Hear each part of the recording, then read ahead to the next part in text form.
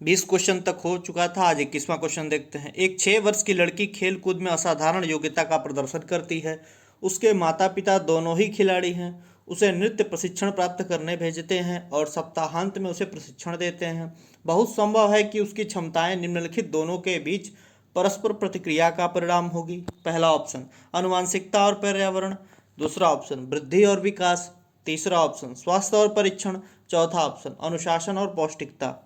तो इसका क्या आंसर लग रहा है?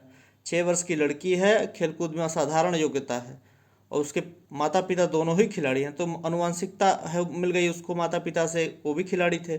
और पर्यावरण और वातावरण मिल गया क्योंकि वो नित्य प्रशिक्षण प्राप्त करने के लिए भेजते हैं। तो ये बिल्कुल ए ऑप्शन अनुवांशिकता और पर्यावरण हो जाएगा। ठीक है, इसका एक्सप्लेनेशन वही, कुछ दिया नहीं है, वही है। उपयुक्त स्पष्ट है कि यह आनुवंशिकता और पर्यावरण के बीच परस्पर अंतःक्रिया का परिणाम है। ठीक है, अगला क्वेश्चन देखते हैं 22वां।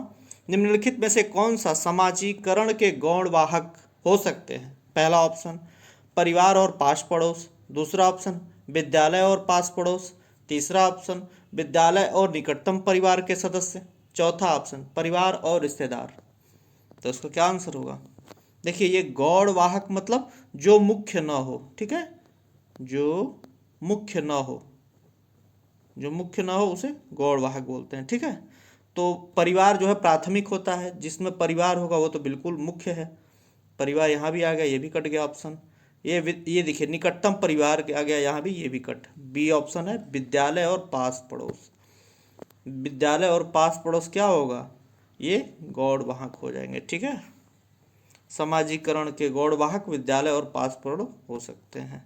चलिए 23वां क्वेश्चन देखते हैं। 23वां क्वेश्चन क्या है? लेव वाइगोत्स्की के अनुसार संज्ञानात्मक विकास का मूल कारण है। पहला ऑप्शन संतुलन, दूसरा ऑप्शन सामाजिक अन्योन्य क्रिया, तीसरा ऑप्शन मानसिक प्रारूपों स्कीमाज का समायोजन, चौथा ऑप्शन उद्दीपक अनुक्रिया युग्मन। लेव वाइगोत्स्की के अनुसार क्या होगा? लेव वाइगोत्स्की जो है समाज के बारे में बोलते हैं, सामाजिक। ठीक है, सामाजिकता के बारे में बोलते हैं। तो इससे सामाजिकता से क्या रिलेटेड है? लेव वाइगोत्स्की का जो ऑप्शन होगा वो आंसर होगा, वो है उनके अनुसार सामाजिक अन्योन्य क्रिया। ठीक है, संज्ञानात्मक विकास जो है लेव वाइगोत्स्की के अनुसार सामाजिक अन्योन्य क्रिया होगी। देखिए, लेव वाइगोत्स्की के अनुसार संज्ञानात्मक विकास का मूल कारण सामाजिक अन्योन्य क्रिया है। लेव वाइगोत्स्की ने बच्चों के संज्ञानात्मक विकास में सामाजिक कारकों एवं भाषा को महत्वपूर्ण, सामाजिक कारक और भाषा को, ठीक है, ये याद रखिएगा, लेव वाइगोत्स्की ने बतलाया है। चलिए अगला क्वेश्चन देखते हैं। अगला क्वेश्चन क्या है? किसी बच्चे को का दिया गया विशिष्ट उत्तर कोहलबर्ग के नैतिक तर्क के सोपानों की विषय वस्तु के किस सोपान के अंतर्गत आएगा? यदि आप ईमानदार हैं तो आपके माता पिता आप पर गर्व करेंगे, इसलिए आपको ईमानदार रहना चाहिए। ये कौन सा ऑप्शन इसका लग रहा है जो आप सही है? देखिए, कोहलबर्ग कहीं आएंगे तो पहले ही मैंने बताया, कोहलबर्ग कहीं आ गए तो वो नैतिकता के बारे में ही बोलेंगे। ठीक है, ज़्यादातर कोहलबर्ग का यही है, नैतिकता का ही नियम है। तो बोला है अगर एक बालक है, वो बोला कि यदि आप ईमानदार हैं तो उसके माता पिता आप पर गर्व करेंगे, इसलिए आपको ईमानदार, ये क्या है?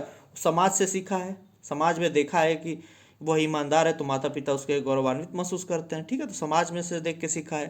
तो इसका ऑप्शन क्या होगा? दंड आज्ञानुकारित आज्ञाकारिता अनुकूलन, ये बिल्कुल नहीं है। सामाजिक संकुचन, ये देखिए सामाजिक, ये समाज से सीखा है।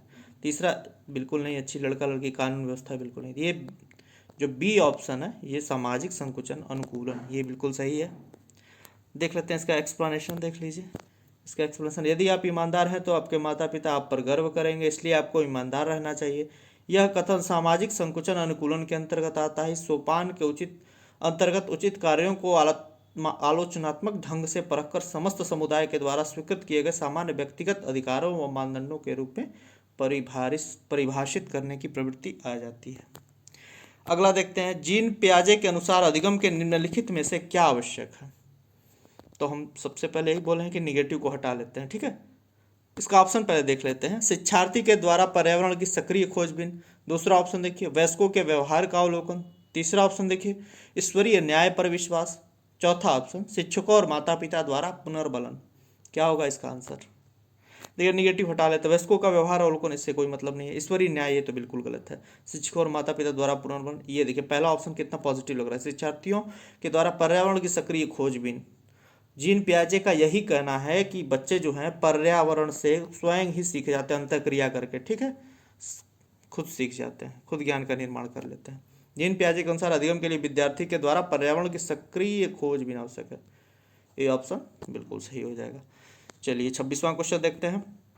जीन पियाजे के अनुसार प्रारूप स्कीम जो है निर्माण वर्तमान योजनाओं के अनुरूप बनाने हेतु नवीन जानकारी में संशोधन और नवीन जानकारी के आधार पर पुरानी योजनाओं में संशोधन के परिणाम के रूप में घटित होता है। इन दो प्रक्रियाओं को जाना जाता है। पहला ऑप्शन समायोजन और अनुकूलन के रूप में, दूसरा ऑप्शन समावेशन और अनुकूलन के रूप में, तीसरा साम्यीकरण और संशोधन के रूप में, चौथा समावेशन और समायोजन के रूप में। क्या होगा इसका आंसर? देखिए जीन पियाजे, ये स्कीमा इनसे रिलेटेड, जरूर ये याद रखिएगा, स्कीमा से रिलेटेड है इनका, ठीक है, स्कीमा भी क्वेश्चन पूछ देता है डायरेक्ट। तो यहाँ पे जो क्वेश्चन है वर्तमान योजनाओं के अनुरूप बनाने, नवीन जानकारी के आधार पे पुरानी योजनाओं में संशोधन परिणाम के रूप में घटित होता है। देखिए इन दोनों प्रक्रियाओं को समावेशन और समायोजन के रूप में जाना जाता है। डायरेक्ट याद कर लीजिएगा, ठीक है। एक जो मनोवैज्ञानिक जो लोग बोलते हैं ऐसे स्टेटमेंट होता है डायरेक्ट, ठीक है, तो उसको याद ही करना पड़ता है, तो इसको याद कर लीजिएगा। ये क्वेश्चन बहुत इंपॉर्टेंट है, जीन पियाजे से रिलेटेड है कि देखिए निर्माण वर्तमान योजनाओं के अनुरूप हेतु नवीन जानकारी में संशोधन, नवीन जानकारी में संशोधन और नवीन जानकारी के आधार पर पुरानी योजनाओं में संशोधन जो है, पहला जो समावेशन कहलाता है, दूसरा समायोजन कहलाता है। इसका एक्सप्लेनेशन देख लीजिए। नवीन जानकारी में संशोधन समायोजन होता है तथा नवीन जानकारी के आधार पर पुरानी योजनाओं में संशोधन समावेशन होता है। ये इस चीज को लिख लीजिएगा, ये इंपॉर्टेंट है। चलिए 27वां क्वेश्चन देखते हैं। 27वां क्वेश्चन बोलता है किसी प्रगतिशील कक्षा की व्यवस्था में शिक्षक एक ऐसे वातावरण को उपलब्ध कराकर अधिगम को सुगम बनाता है जो, पहला ऑप्शन खोज को प्रोत्साहन देता है, दूसरा ऑप्शन नियामक है, तीसरा ऑप्शन समावेशन को हतोत्साहित करता है, चौथा ऑप्शन आवृत्ति को बढ़ाता है। तो इसका क्या आंसर होगा? प्रगतिशील कक्षा है, ठीक है, तो इसमें जो है खोज को प्रोत्साहन देता है, ये एकदम पॉजिटिव है। नियामक बिल्कुल नहीं है। समावेशन को उत्साहित करता है तो उत्साहित नहीं। आवृत्ति को बढ़ाता है, ये रटना, ये सब दोहराना, ये सब गलत बातें हैं। ये जो है पहला ऑप्शन खोज को प्रोत्साहित देता है, एकदम पॉजिटिव और सही आंसर लग रहा है। देखिए इसका एक्सप्लेनेशन देख लीजिए। प्रगतिशील कक्षा की व्यवस्था में शिक्षक खोज को प्रोत्साहन देकर अधिगम को सुगम बनाता है, खोज को, ठीक है। अगला देखते हैं क्वेश्चन क्या है। अगला क्वेश्चन, हावर्ड गार्डनर की बहुबुद्धि सिद्धांत सुझाता है कि, पहला ऑप्शन हर बच्चे को प्रत्येक विषय 8 भिन्न तरीकों से पढ़ाया जाना चाहिए ताकि सभी बुद्धियों का विकास हो सके। दूसरा ऑप्शन बुद्धि को केवल बुद्धि लब्धि IQ परीक्षा से ही निर्धारित किया जा सकता है। तीसरा ऑप्शन शिक्षक को चाहिए कि विषय वस्तु का वैकल्पिक विधियों से पढ़ाने के लिए बहुबुद्धियों को एक रूपरेखा की तरह ग्रहण करे। चौथा ऑप्शन है क्षमता भाग्य है और एक अवधि के भीतर नहीं बदलती। तो इसका क्या आंसर होगा? इस पर निगेटिव पहले हटा लेते हैं। हर बच्चे को प्रत्येक विषय 8 भिन्न तरीकों से पढ़ाया जाना चाहिए, तो बिल्कुल नहीं है। 8 भिन्न तरीके से ही पढ़ा देने से कोई मतलब नहीं है विशेष। बुद्धि का IQ सही निर्धारित किया जा सकता है, बिल्कुल नहीं। बुद्धि बहुआयामी होती है, इसको किसी IQ से ही केवल नहीं नाप सकते सही से। शिक्षक को चाहिए कि विषय वस्तु का वैकल्पिक विधियों से पढ़ाने के लिए बहुबुद्धियों की एक रूपता ग्रहण करे, ठीक, ये बिल्कुल सही है। भाग्य क्षमता भाग्य, ये तो बिल्कुल भाग्य की बात नहीं है, तो तीसरा ऑप्शन बिल्कुल सही हो जाएगा। देखिए इसका एक्सप्लेनेशन देख लीजिए। हावर्ड गार्डनर का बहुबुद्धि सिद्धांत सुझाता है कि शिक्षक को चाहिए कि विषय वस्तु को वैकल्पिक विधियों से पढ़ाने के लिए बहुबुद्धियों की एक रूपरेखा की तरह ग्रहण करे। हावर्ड गार्डनर याद रखिएगा, इसके पहले भी आ चुका है। हावर्ड गार्डनर बहुबुद्धि सिद्धांत दिए थे।